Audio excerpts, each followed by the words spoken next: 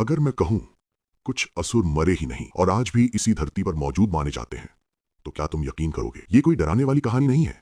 ये उन नामों की बात है जो पुराणों, महाकाव्यों और लोक परंपराओं में आज भी जीवित माने जाते हैं। कहानी शुरू होती है उस असुर से जिसे भगवान ने खुद वरदान दिया था, अमरता का नहीं बल्कि मृत्यु से बाहर का अस्तित्व। उसका नाम था अश्वत्थामा। महाभारत का युद्ध समाप्त हो चुका था, सब कुछ खत्म हो गया था, लेकिन एक व्यक्ति था जो हार को स्वीकार नहीं कर पाया।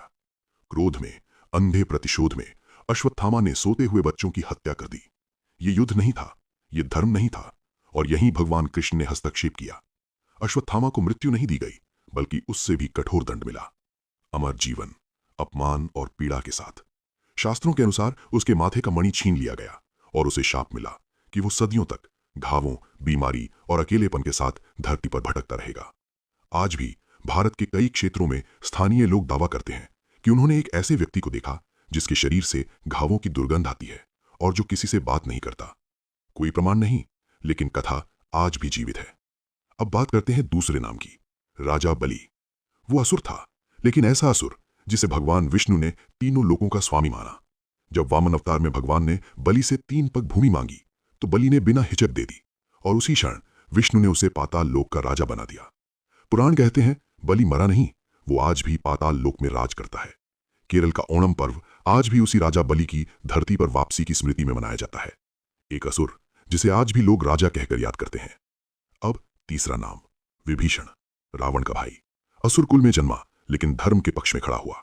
रामायण के अनुसार भगवान राम ने विभीषण को लंबी आयु का वरदान दिया। कुछ मान्यताओं में कहा जाता है कि विभीषण आज भी जीवित है और दक्षिण भारत के कुछ तीर्थों में उसकी उपस्थिति मानी जाती है। अब आखिरी और सबसे रहस्यमय नाम, हनुमान। हाँ, शास्त्रों में हनुमान को वानर कहा गया है, लेकिन वे असुर और देव के बीच की कड़ी माने जाते हैं। हनुमान को अमरता का वरदान मिला। पुराण कहते हैं वो आज भी धरती पर हैं। कई साधु, कई योगी दावा करते हैं कि कठिन तपस्या के समय एक शक्ति उनका मार्गदर्शन करती है। क्या वो हनुमान है? इसका उत्तर किसी के पास नहीं। सच इतना ही है, सनातन धर्म में मृत्यु अंत नहीं है।